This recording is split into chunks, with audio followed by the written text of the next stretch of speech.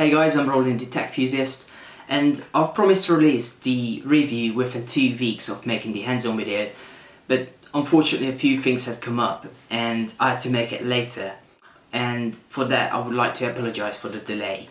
But as I promised it, here's the review of the Xiaomi Mi 8 and I hope you enjoy.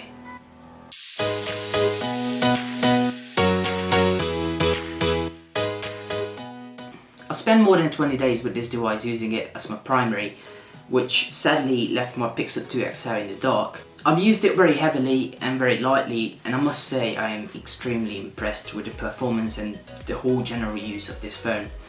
I'm so impressed that I dare to say that if you're someone who really likes the whole custom user interface that is made by Xiaomi, this might even be a better choice than, for example, the Pixel 2 XL or the Galaxy S9 or maybe even the OnePlus 6, which is not that old today.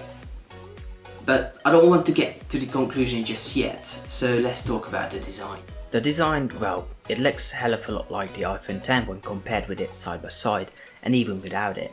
You can clearly tell that Xiaomi was inspired by the Apple design on both the front and back, including the new trendy notch on the top of the device, but more on that later. Overall, the Mi 8 is slightly larger than the iPhone X, and it has a curved glass back and an aluminium frame that is very comfortable to hold and use in one hand. The back glass is extremely slippery and it's a fingerprint magnet, but at least it's shiny and looks great. I like the design, but I really do think Xiaomi could have put slightly more effort into making it a little more unique to their branding. Maybe on the Mi 8s we will see some tweaks and improvements. The internals are as fresh as it can get. It's powered by the Snapdragon 845 chipset with 6GB of RAM and has storage options of 64, 128 and 256GB options with no SD card support. The display is protected by Gorilla Glass 5 and it's a massive 6.2-inch FHD Super AMOLED panel that offers vibrant and overall very pleasing colors. The camera on the back is a dual shooter at 12 megapixels and the selfie shooter on the front is 20 megapixels. My unit runs MIUI 9.5 stable with Android 8.1 Oreo on top of it. It has NFC, Bluetooth 5.0 and a 3.5mm adapter inside the box and a USB-C port. The battery is 3400 mAh and it managed to perform even better than my Pixel 2 XL. As mentioned previously, the display is a 6.2-inch Super AMOLED panel with a resolution of 1080 by 2248. I'm very used to QHD displays by now, although I've only noticed that this is perhaps not as sharp as my Pixel 2 XL. It never let me down and provided excellent viewing angles, deep blacks and pleasing colours when watching movies or just browsing the web. The additional features to turn off the notch worked great when it was properly supported both in the system and third-party applications. After seeing how badly it was handled in many popular applications, I ended up disabling it altogether. That provided a much better support overall as the top of the display wasn't cut off. Recently I've received a few updates that improved it by a lot, so Xiaomi is clearly working hard on giving it a much needed support. The gesture navigation was brilliant with great little animations, although it prevented me from using Google Assistant when I most needed it. Sure, I could have triggered it by saying the key phrase, but I often prefer to long press the button to get it up and running. Sadly, the long press combination is only an option if you use the on-screen navigation buttons. Performance-wise, I have never come across any issues whatsoever. It was always butter smooth, and at times, it even felt faster than my Pixel 2 XL. Scrolling and multitasking worked really great too, it never showed any signs of slowing down. I have tried out a few graphics intensive games and they all have worked really well. Though a few hiccups did occur, mainly upon loading screens and in the menus, which did not cause any issues while playing. The battery is fairly large at 3400 mAh and it even supports Quick Charge 4.0. Charging was very fast, but luckily I didn't have to charge the Mi 8 too often, as it's incredibly well optimized and usually had an average screen on time of about 4.5 and 5 hours with my usual applications. The list includes playing Clash of Clans a little bit, using Twitter and Facebook, watching videos and movies on Amazon and YouTube, as well as using Facebook Messenger and a few others. I was extremely surprised by the battery results and it even beat my Pixel 2 XL, which I expected to win by a small amount. If you want a phone that can handle a lot of tasks and you can play some games on the go, this is a solid choice for you. The Xiaomi Mi 8 currently comes with Android 8.1 Oreo on top of Xiaomi's own MIUI 9.5 stable version. This offers great features and overall enhancements, but there is still no sign of MIUI 10, which is supposed to give a much needed overhaul to the platform and offer AI and other great features right out of the box. The fingerprint sensor can be found on the back of the device and it has always worked reliably and very fast, although I didn't use it all that much. That's right, I didn't use the fingerprint sensor a lot of times because of the built-in infrared sensor that can be found in the notch. Xiaomi has made the IR sensor that scans your face and unlocks your device.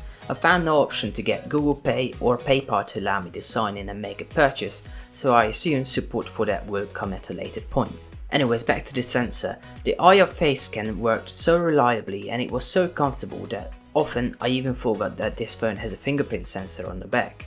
I tested it in both bright and pitch black conditions and it never missed or was in doubt even for a second. It also didn't matter if I wore glasses or not, it always unlocked my device lighting fast. There are two ways to navigate the device. Xiaomi was very keen to copy this from the iPhone and I think they have done a much better job than Apple, or even Google with the latest Android P beta release. For starters, the on-screen navigation buttons do not need any introduction. You can tap to go home, back to previous pages and to get to the recents. Nothing new here. The new gesture navigation is amazing. You can swipe up from the button to go back to the home screen or swipe and hold to see your recent applications. If you've played around with the iPhone X, you probably have nothing new so far. By now you're probably wondering how you would go back to the previous screen. And that can be done by swiping on either side of the lower end of the display. You will also get a pretty cool looking animation guiding you and giving you some feedback that you went back to another screen. This setup is brilliant and it made the usage of the device a lot more comfortable and easy. It took me some time to readjust and learn, but once you get it, it's natural and you don't want the on-screen navigation buttons back. I've had one really bad and annoying issue when using Nova Launcher. I've noticed that whenever I would restart the device and use a custom launcher instead of Xiaomi's own MIUI one, it would always ask me to give permissions to open up applications for every single app and every single time.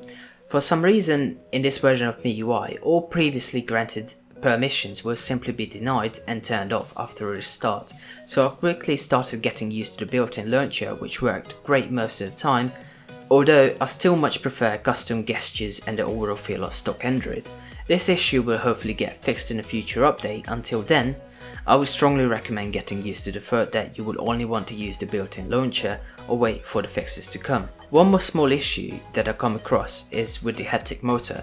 The feedback that it provides is simply not as hard as I would personally like, and definitely not as good as on other very expensive high-end devices.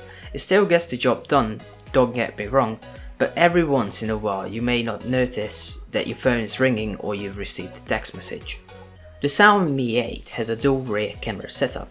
The primary sensor is a 12 megapixel with f1.8 aperture with optical image stabilization and face detection autofocus.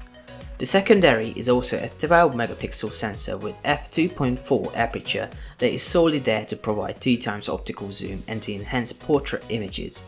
There's also a dual LED flash setup on the back. The selfie shooter on the front is a 20 megapixel with f2.0 aperture that can record at 1080p.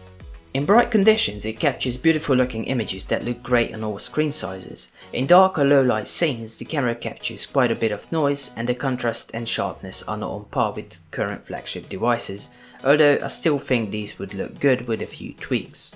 The 2x optical zoom in my opinion is just a gimmick. It doesn't zoom in a lot and it really doesn't seem to offer features that I would consider to be worth it. For portrait shots it does indeed help that there is a secondary sensor, but overall the bokeh effect is just not on par with recent flagship devices. The same can be said for the selfie shooter that offers great colours and overall takes a really nice photo, but the blur is just not as nicely cut out as on the Pixel 2 XL, which by the way only uses a single sensor. I'll let you be the judge for the images. If you're a casual photographer and only share things on social media, this is a solid choice as it can manage to take great photos overall. Just don't expect it to come any close to a DSLR.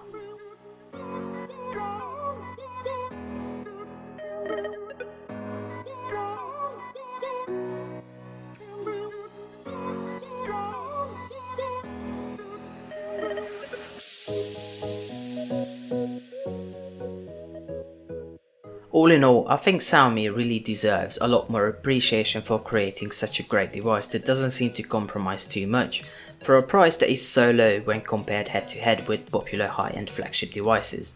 The Mi 8 provides an excellent battery life, lightning fast performance that doesn't get choppy under load, and it can also shoot some very usable and great images. The Mi 8 costs roughly £400 or $450 US. If you can afford it, I would definitely recommend picking this up if you ever need a secondary device or you're due for an upgrade at the price of a mid-ranger. This Mi 8 can accomplish everything that you throw at it, and if you can live with Xiaomi's own integrations, I really do think that you are getting an amazing piece of hardware and software, both in the short and long term. If you enjoyed this review, please subscribe to my channel and leave a like on this video. If you have any questions, please feel free to leave your comments down below. And also don't forget to check out my website Techusiast.com, where we share important and interesting stuff. All that said, thank you for watching. I'll see you next time.